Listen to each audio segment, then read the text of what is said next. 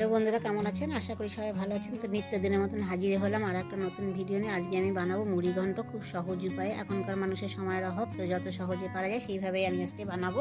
তো প্রথমে আমি কড়ার মধ্যে তেল দিয়ে মাছের মাথাগুলোকে আমি হলুদ লবণ মেখে রেখেছিলাম।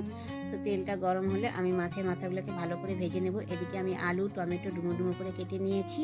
মাছের মাথাগুলো ভাজা হয়ে গেলে আমি দিয়ে দেবো গোটা গরম মশলা ফোড়ন, জিরা, তেজপাতা, শুকনো লঙ্কা আর ফোড়ন দিয়ে দেবো। ফোড়নটা ভাজা হলেই আমি আলুগুলোকে ছেড়ে দেবো। আলুগুলোকে লাল লাল করে ভাজা হলে আমি চালটাকে জলে ভিজিয়ে রেখেছিলাম 1 মুষ্টির কম, সেই চালটা দিয়ে আরও একটু আমি লাল লাল করে ভেজে নেবো। তারপরে আমি মশলার মধ্যে দিয়ে দেবো আদা, রসুন, কাঁচা লঙ্কা, পেঁয়াজ আর জিরা আমি বেটে রেখেছিলাম আটার মধ্যে, সেটা দিয়ে দেবো। তারপরে আমি দিয়ে দেবো গুঁড়ো মশলার মধ্যে লঙ্কার গুঁড়ো, হলুদের গুঁড়ো, লবণ দিয়ে আমি ভালো করে কষিয়ে নেব। তারপরে আমি টমেটোকে দিয়ে আরও একটু আমি কষিয়ে নেব।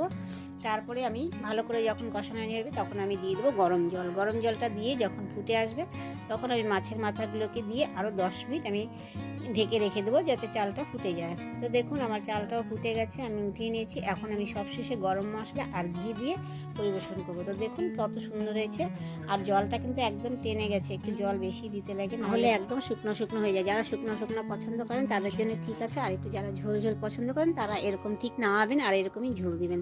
তো কেমন হয়েছে আমার ভিডিওটা অবশ্যই কমেন্ট করে জানাবেন।